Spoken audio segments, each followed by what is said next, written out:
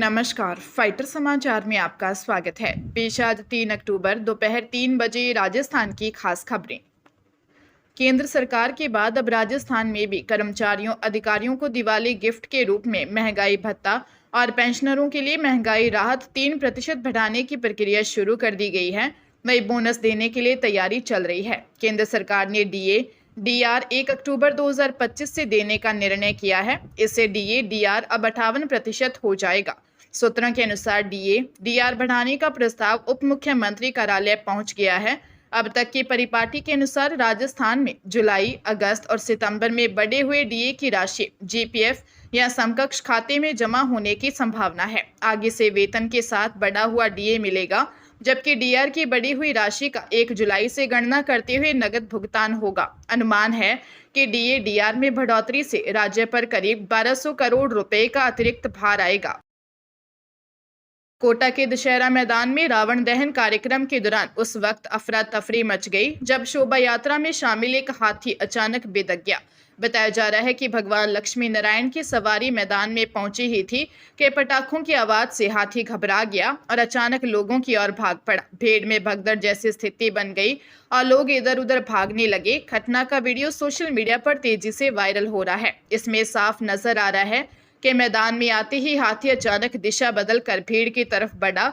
कई लोग उस पल अपने मोबाइल से वीडियो बना रहे थे, लेकिन हाथी के रुख बदलते ही सब घबराकर दौड़ पड़े। गनीमत रही कि हाथी पर बैठे महावत ने कुछ ही पलों में उसे काबू कर लिया, जिससे कोई बड़ा हादसा नहीं हुआ। इस घटना के बाद कुछ देर तक मैदान में अफरा तफरी का माहौल बना रहा, लेकिन जल्द ही व्यवस्था सामान्य हो गई। जयपुर ग्रामीण एसीबी ने फुलेरा में बड़ी कार्रवाई करते हुए थानाधिकारी चंद्र प्रकाश यादव और एक दलाल हैप्पी माथुर को 50,000 रुपए की रिश्वत लेते हुए रंगे हाथों गिरफ्तार किया है। एसीबी को शिकायत मिली थी कि थानाधिकारी परिवादी के भाई को साइबर क्राइम के एक मामले में गिरफ्तार न करने और मामला रफा दफा करने के एवज में 70,000 रुपए रिश्वत मांग रहे थे। यह राशि थानाधिकारी द्वारा अपने करीबी हैप्पी माथुर, जो एक सीएलजी सदस्य और मोबाइल दुकान मालिक है, के माध्यम से मांगी गई थी। शिकायत के सत्यापन के बाद एएसपी सुनील कुमार सिहाग के नेतृत्व और पुलिस निरीक्षक राजकुमार शर्मा के निर्देशन में दोनों आरोपियों को रिश्वत लेते पकड़ा। जांच के दौरान यह भी सामने आया कि आरोपी हैप्पी माथुर पहले ही 20,000 की रिश्वत ले चुका था। फिलहाल दोनों आरोपियों से पूछताछ जारी है। अजमेर के गंज थाना पुलिस ने लुटेरी दुल्हन सहित 3 महिलाओं यूपी में दबिश देकर गिरफ्तार किया है। दरअसल लुटेरी दुल्हन शादी के 2 दिन बाद ही महिला दलाल सहित 1,80,000 रुपए लेकर फरार हो गई थी। तीनों महिलाओं का आपराधिक रिकॉर्ड खंगाला जा रहा है। तीनों से कई अन्य वारदात खुलने की भी संभावना है। थाना प्रभारी महावीर सिंह ने बताया कि कमला बावड़ी निवासी प्रमोद कुमार ने 2 महीने पूर्व मुकदमा दर्ज करवाया था। जांच के बीच सूचना मिलने पर एक टीम उत्तर प्रदेश पहुंची और अलग अलग जगह पर दबिश देकर लुटेरी दुल्हन इस्लामपुर उत्तर प्रदेश निवासी 22 वर्षीय सानिया दास उर्फ रिया, पत्नी सोनू सहित महिला दलाल 27 वर्षीय मनीषा कुशवाहा, पत्नी राजकुमार सहित गिरोह की मास्टरमाइंड तारा देवी पत्नी श्याम सुंदर को गिरफ्तार किया। तीनों के पास से कुल 5,000 नकदी अब तक बरामद हुई है। सीएम भजनलाल शर्मा ने कहा है कि कांग्रेस ने सहकारिता क्षेत्र को भ्रष्टाचार का अड्डा बना दिया था।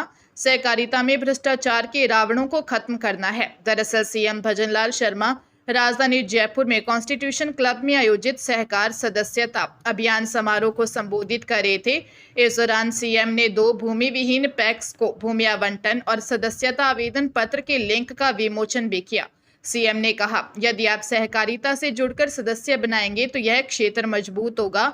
मुख्यमंत्री ने कांग्रेस पर तंज कसते हुए कहा, सदस्य बनाते ही नहीं थे, सदस्यता खोलते ही नहीं थे। यदि सदस्यता खोलते भी थे तो अपने लोगों की सूची बना देते थे। हमने कहा सबको सदस्य बनाइए और 15 दिन सदस्यता अभियान चलाया जा रहा है। हर ग्राम पंचायत में सहकार समिति बने, इसके लिए प्रयास कर रहे हैं।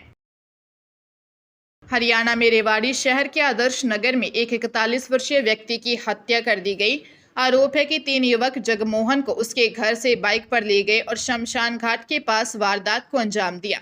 घायल अवस्था में युवक को ट्रॉमा सेंटर में छोड़कर आरोपी फरार हो गए।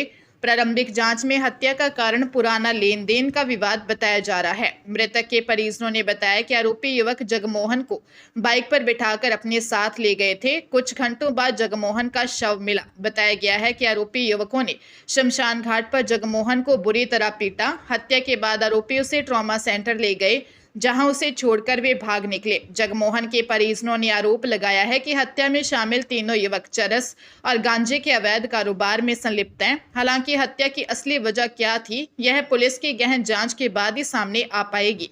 रामपुरा थाना प्रभारी विद्यासागर के अनुसार हत्या का मामला दर्ज कर आरोपी युवकों की तलाश तेज कर दी है।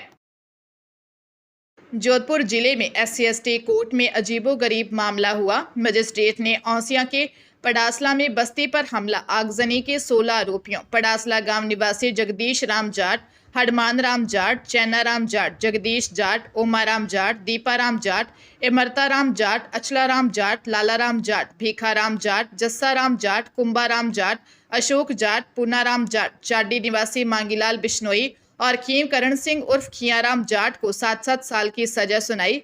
मजिस्ट्रेट ने चलानी गार्ड को सभी आरोपियों को हिरासत में लेने के आदेश दिए। गार्ड उन्हें हिरासत में लेने पहुंचा, तब तक सभी आरोपी भाग चुके थे। घटना 26 सितंबर की है। कोर्ट रेडर संजय पुरोहित ने उदय मंदिर थाने में मामला दर्ज भी करवाया है। पुलिस ने मामला 6 दिन छुपाए रखा।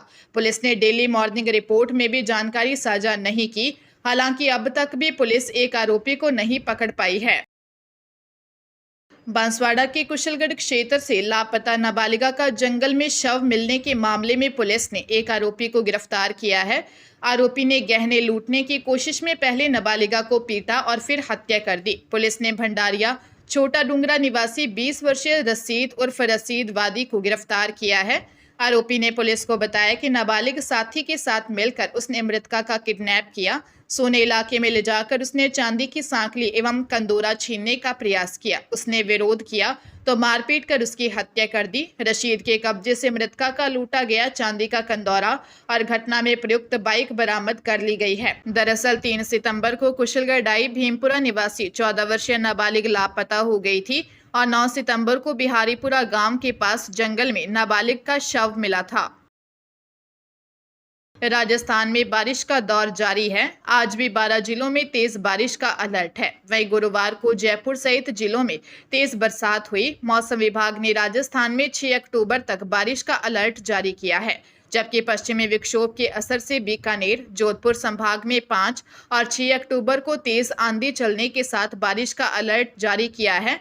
पिछले 24 घंटे में अलवर में 5 mm, अलवर के गोविंदगढ़ में 4, धौलपुरा के राजाखेड़ा में 5, धौलपुर शहर में 4, करौली में 6, नागौर में 2.5, जोधपुर में 1.4 mm बरसात दर्ज हुई। इधर जयपुर, दौसा, श्रीगंगानगर समेत बीकानेर शहर में बारिश हुई। कल दिन में सबसे अधिक तापमान श्रीगंगानगर में 37.5 डिग्री सेल्सियस रिकॉर्ड किया गया। राधेश्याम शर्मा ने बताया कि कल यानी 4 अक्टूबर से नया वेस्टर्न डिस्टर्बेंस उत्तर भारत में एक्टिव होगा, जिसके असर से राजस्थान समेत उत्तरी भारत के राज्यों में बारिश का दौर चलेगा। पंजाब के अमृतसर जिले में सरहद पार से नशे और हथियारों की तस्करी प्रदेश में गैंगवार बढ़ाने का प्रयास हो रहा है। इस नेटवर्क में नाबालिगों को भी जोड़ा जा रहा है। अमृतसर कमिश्नरेट पुलिस ने नशे व हथियार की बड़ी खेप पकड़ी है। इसमें 5 आरोपियों के अलावा एक नाबालिग पकड़ा गया है। इनके पास से 12 पिस्तौल और 1.5 किलो हेरोइन बरामद हुई है। जांच में पता चला कि यह खेप पंजाब गैंगवार को बढ़ावा देने के लिए भेजी जा रही है। मुख्य आरोपी सीधे पाकिस्तान में तस्करों से सीधे संपर्क में था। अमृतसर के थाना गेट हकीमा में आर्म्स एक्ट और NDPS एक्ट के तहत मामला दर्ज किया गया है। पुलिस का कहना है कि नेटवर्क के और तार किस किस से जुड़े हैं, इसका भंडाफोड़ करने के लिए जांच तेज कर दी गई है। जांच में खुलासा हुआ कि मुख्य आरोपी जोबन सिंह और जशनप्रीत सिंह सीधे पाकिस्तान आधारित तस्करों के संपर्क में थे। जयपुर के लालकोठी थाने में एक बदमाश के चोरी के बाद डॉक्यूमेंट से लोन उठाने का मामला सामने आया है। बैंक में जाने के बाद बस कंडक्टर का लोन किश्त नहीं चुकाने पर सिविल कम होना पाया गया। हालांकि उसने कभी लोन नहीं लिया था, लेकिन करीब 2 साल पहले लो फ्लोर बस में ड्यूटी के दौरान कंडक्टर का बैग चोरी हो गया था, जिसमें उसके डॉक्यूमेंट्स भी थे। पूरे मामले का खुलासा तब हुआ जब लो फ्लोर बस के कंडक्टर भरतपुर के डीग निवासी जय सिंह लोन लेने के लिए बैंक पहुंचा। जब बैंक कर्मियों ने उसका सिविल चेक किया तो लोन किश्त नहीं चुकाने पर सिविल कम होना पाया गया। तब उसने कोई लोन नहीं लेने की बात कही, जिस पर बैंक कर्मियों ने उनके डॉक्यूमेंट से लोन लेने की बात कही, जिसकी रिपोर्ट पीड़ित बस कंडक्टर ने लालकोठी थाने में अज्ञात के खिलाफ दर्ज करवाई है।